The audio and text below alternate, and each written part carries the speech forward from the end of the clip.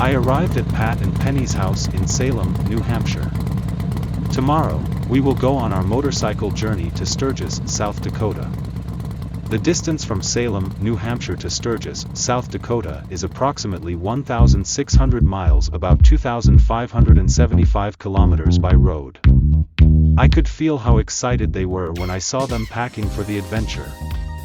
Penny said, "This is going to be a once-in-a-lifetime adventure, isn't it?" Her words made me excited and I felt like I became a movie star. Day 1. In the morning, we started and headed west on Interstate 90, passing a lot of cars on their way to work.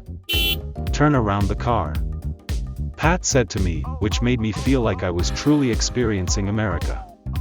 "We're heading to Biker's Heaven, Sturgis." After riding about 300 miles, we decided to stay at Motel 8. There was also a friend towing his motorcycle with a pickup truck. After putting my belongings in the room, I immediately helped unload our friend's baggage. I hoped that I would capture the hearts of my new American friends. Day 2. Road trip with Americans is interesting. To tell you the truth, I wanted to see Niagara Falls, but in vain. They said, "It's crowded, and only a small part of it is worth seeing." They were excited to see a signboard, "Historic New York Utica Area," but I couldn't become part of the group. Then, we crossed the Canadian border to go buy nice ice wine. Our leader Pat paid attention to the condition of everyone's bikes. He said, "When riding long distances, Harley bolts can sometimes loosen. Who wants to ride the rocket made by Harley?" Day 3. Today, we will cross Lake Michigan by car ferry between Manitowoc, Wisconsin and Ludington, Michigan. There was already a long line of cars waiting for boarding. We had to wait for a couple of hours, but we bikers chose not to sit on the bench but, instead, to lay down on our motorcycles. I learned how to take a break from our leader, Pat. Day 4. The ferry, which set sail in the evening, arrived in Manitowoc, Wisconsin, early in the morning. We stayed at a nearby motel, took a short nap, and then headed to the Harley Davidson powertrain factory. Unfortunately, the factory was closed, so we could only take commemorative photos. Everyone is excited to ride around the hometown of Harley Davidson. I visited this town for the first time, but this town made me feel familiar and nostalgic. Day 5. And exclaimed, "On the road again." Everyone rode their bikes and started the engines. "Go west, young man." Riding and riding, but the scenery remains unchanged. I ride a bike while looking at the clouds floating in the sky. "Go west, young man." Pat was sweet and kind enough to check my bike's engine oil. "Go west, young man. The destination is still far away." Day 6. It was cloudy. We were prepared to get wet as we rode our bikes. When I reached the main road, it finally started raining. We had no choice but to take shelter in a nearby factory. The president of the factory soon understood our situation in such bad weather and warmly welcomed us. Pat introduced me by saying, he came from Japan, and we are traveling together. This journey is going to become a magazine article. I simply replied, "Yes. I'm an English teacher in Japan, and I will write about our adventure. I'll contribute my article to the publisher." Soon, I realized that Pat gets along with anyone quickly because of his personality. I feel I need not only English skills but also a sense of humor like him. Day 7. This straight road stretches endlessly on the plain earth. A couple of hours have passed, but the scenery remained unchanging. The scenery reflected in the rearview mirror touched my heart. Awesome! I was surprised to know the world looks so different when I change my perspective. When we arrived at today's motel, Penny said to me, "Welcome to the Iron Butt Club." Day 8. The weather was beautiful. Today was a mystery tour. We didn't know where we would go. Pat, who organized this adventure, took us to the destination, with Penny following the group from behind. When I watched them park their bikes and have a discussion, I think what a wonderful couple they are. When Pat and I talked about our motorcycle experiences and life by the poolside of the motel where we had stayed the day before, Pat shared his thoughts. "I've been married 3 times, but the third one is the best. We rode up and down unpaved roads. Finally, we stayed in a stylish cottage Pat had booked. A lone cottage in the hill country. When the engine turned off, the surroundings fell silent. After dinner, I was imaging how people had lived during the pioneering era.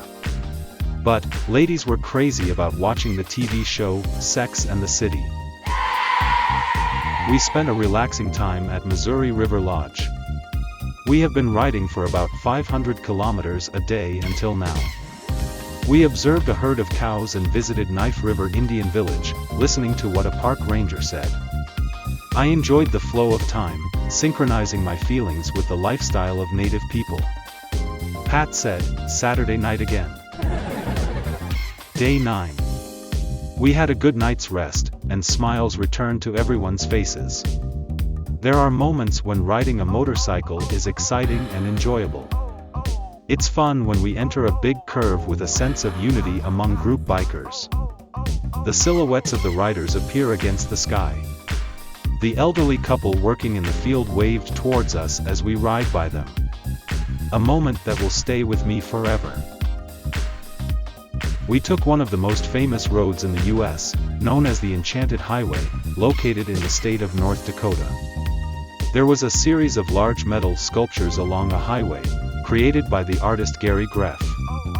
Pat and I were eager to take some great pictures, so Pat stepped into the road not taken, the field. The girls seemed a little bit bored with being with us. We visited Theodore Roosevelt National Park, but while we were in the park, our minds weren't there. Everyone was eager to head straight to Sturgis. Day 10. In the hotel parking lot where I stayed, there were many bikers. It was clear that everyone was heading to Sturgis. We would head south from North Dakota to South Dakota, and enter Sturgis. Skipping several scenic spots along the way, we kept riding our motorcycles. Many bikes stopped at an old gas station with no sheltered roofs. They formed a long line to fill it up. This road stretched across vast, deserted land. We rode towards the blue sky, under the huge clouds, and got soaked. I felt as if we rode on a newborn earth. The untouched plains extended endlessly, but the term wild nature didn't quite capture the essence of this place. I knew this was called true wilderness. After 2 refuels, we finally arrived at a rented cabin at the foothills of Rushmore Mountain in South Dakota's woodland. This was our base to enjoy the Sturgis Rally. Everybody looked excited. Day 11. At the base of Rushmore Mountain, we rented an entire cabin. We started sharing our living experience. Denise and Wild Bill joined us. Due to the unfortunate weather that day, we decided to ride around Rapid City and Keystone. The town was flooded with an incredible number of motorcycles. Upon returning to the lodge, I presented a Japanese folding fan as a gift. Lynn prepared original t-shirts, which were designed by her. The word, Midlife Warriors Born to be Mild, was printed on the t-shirts. The name, Midlife Warriors, was inspired by the idea of facing a midlife crisis. In addition, Born to be Mild is a parody of Born to be Wild. I was impressed by the playful spirit of American adults. Day 12. This morning, the weather was wonderful, so we decided to visit Custer State Park to see wild buffaloes. There's no guarantee that we would always see buffaloes at a designated spot. I rode my motorcycle with a hunter's spirit. Pat warned me to watch out for buffalo chips on the road. I learned that buffalo chips means buffalo droppings. We have never come across these words in exams. We may not use them in city life, but I was excited to learn these new phrases. We rode through grasslands, rocky hills, and caves, searching for wild animals. I had the opportunity to encounter a large herd of buffalo heading into the woods. We took the artificial interstate highways and rode through the abandoned wilderness to get here, so the scenery was filled with a warmth that gently embraced our hearts. Day 13. We went to a test ride event for the latest model of Harley Davidson. Every time we visit a Harley dealer, Harley enthusiasts make it a point to search for the Harley t-shirt unique to that location, as it has become one of our essential routines. Everybody was crazy about hunting for stylish t-shirts. When Penny heard what the customers were saying in the store, she murmured, "Where are we? They're from Texas. They are from Canada." She understood where they were from, judging from their accents. I took a test ride on my beloved Heritage Springer. The gentle vibrations of the springs and the romantic view through the 3 headlights are simply irresistible. Afterward, I rode along the Spearfish Canyon Scenic Byway. Wild Bill and Denise rode 2 up, following from behind. The 2 riders on the motorcycle blended into the scenery. Wicked cool. I turned the camera towards the back and took many pictures. After we returned to the lodge, I checked them with photographer Denise. She checked each one and said, "Delete. Next. Delete. Delete." Our eyes met and shared a smile. Day 14. In the morning, we first went to Mount Rushmore. Under the blue sky, the faces of the presidents looked solemn. But Bill wanted a humorous photo, pretending to stick his finger into one of the president's noses. Pat made every effort to take such a good photo, and it looked funny. The roads around here are truly charming. As we continued our journey, we enjoyed the charm of the surrounding roads. After we rode through the tunnel, Mount Rushmore came into view. Riding, taking photos, and then riding again, we repeated this process. Sound horny. We found a sign that read, "Sound horny." The girls burst into laughter and took a commemorative photo. As and observed the gathering clouds, she said, "A storm is coming. Time to hit the road again." Large clouds gathered rapidly, and heavy rain began to fall. We got wet to our underwear, and finally arrived at our base camp. We all survived safe and sound. Day 15. We went to Badlands National Park. We rode through the vast wilderness. We were excited to find 2 saloons at this deserted area. We felt like we were a scene from a Western film. Where does the Badland begin? Literally, this is the Badland where agriculture and grazing are impossible. After a while, sand hills come into view. We rode like the wind through the extraordinary scenery. Yellow flowers bloomed on the roadside and waved at us. I felt the beauty of life growing in places where no grass grows. Is it true that these are sunflower seeds eaten by travelers?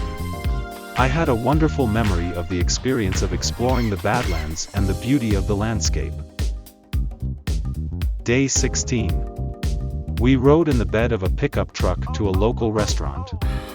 3 men lay close together in the bed of the pickup truck.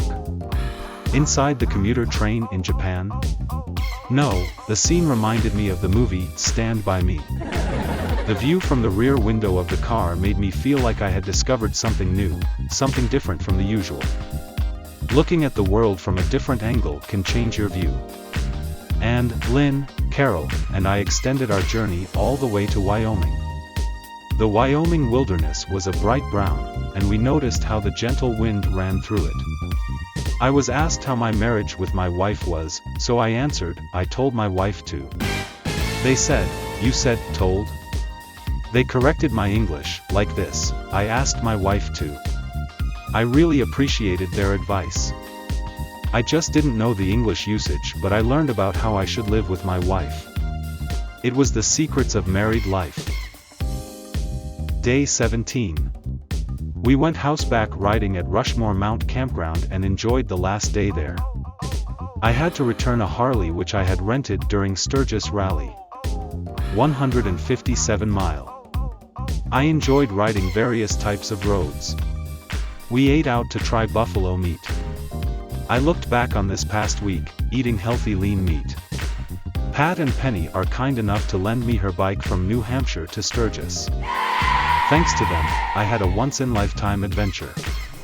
Anne, Carol, Lynn, Denise, Wild Bill. They warmly welcomed me. It wasn't because I can speak English, but because we shared our mutual passion for riding motorcycles. I could feel a strong bond with them, as the Harley family. Leaving Sturgis made me feel melancholic, but I was looking forward to riding back home with them. Day 18. On the morning of departure, it was cloudy. We simply rode east along Interstate 90. When I tried to catch up with my friends and overtook the 18-wheeler truck, the driver threw sunflower seeds at me. I felt like I were pulled back from a dream into real life. Since there are no service areas like those on Japanese highways in the US, we got off at a junction to find a gas station and a place to eat. The temperature displayed on the restaurant sign read 56 degree F, 13 degree C. It's quite cold. Still a long way to go. Day 19. In the early morning, we began our ride. Every time it started to rain, we changed into our rain gear under the overpass. We put on and took off helmets, because helmet regulations varied by state. We always stopped by nearby Harley dealerships on our way to our destination. We bought t-shirts designed by each local dealer. I had to make a rule that I would buy only one t-shirt from each local dealer. That's because my luggage was already full. We arrived at the hotel early in the evening and took a rest. I watched a yoga program on TV. A beautiful instructor said, "Feel the stretching and reaching, smile, you can feel better, become better again." I felt relaxed both mentally and physically. Afterward, I did the laundry and went to bed early to prepare for the next day's ride. Day 20. We intended to ride straight through Chicago, but we were caught in traffic jams. We almost ran out of gas, so we had to get off the Interstate 90 and find a gas station. Before long, I felt the atmosphere at the gas station was different. Bulletproof glass was set in front of the cashier at the gas station. I have never seen this type of gas station. I learned that the US is known as a car-centered society. So we can know the safety of an area is by checking the conditions of its gas stations. Day 21. I passed through Cleveland, Ohio. How many times did I stop at traffic lights today? Maybe 3 times. Sometimes, I'm criticized for my long journey by people living in Japan. I can't take a long vacation, I have to work to make a living, they said. Indeed, we can't buy a Ferrari with a teacher's salary. Is it true that we should save money first, and we should take a long vacation after retirement? The answer's blowing in the wind. I feel deeply grateful for being in a position where I can take this adventure with the American Harley family. Day 22. We headed east on Interstate 90. We found Harley dealerships on the map and made detours to visit them. I knew we're approaching the end of such a journey. At Geneva, New York, the scenery isn't overwhelming, so I probably won't come back here again. To tell you the truth, our motorcycle convoy seems to be out of place along the peaceful country road. I'll have to part with them soon. Just the thought of it made me want to take photos with them even at a casual gas station. On the last night we spent together, we gathered in one of the motel rooms and ate takeout, watching the King of Rock and Roll Elvis Presley Memorial Program on TV. Day 23. The sign said, Boston, 160 miles. When we passed through the northern edge of the Appalachian Mountains, we saw typical eastern towns that have one church with a pointed tower. When I parted ways with Carol, who lives in Massachusetts, I shouted, "Ride again. See you next year." We're heading home to Pat and Penny in New Hampshire. Commuters in their cars looked at us enviously. We returned to the beautiful town of Salem, with lakes and woods. We returned safe and sound. We unloaded the luggage, washed the bikes, and in the afternoon, Pat and I went out on the lake in front of the house. The sway of the boat was gentle. The heart of Pat and Penny is kind and gentle. What a fantastic adventure we had. We made it. Day 24. Pat and I had a last ride. We visited a local Harley dealer to buy some parts for my Harley. And then, we headed to a seaside port and ate lobster rolls. In the evening, Pat's friends gathered and they were eager to hear the fantastic adventure we had. They had been checking my website during our journey. We had a wonderful party. Next morning, Pat and Penny had already gone to work. Kevin, one of Pat's best friends, reserved a limousine to the airport. This was another big adventure. If someone asked, "How was the motorcycle trip?" I might reply, "Why don't you give it a ride yourself?"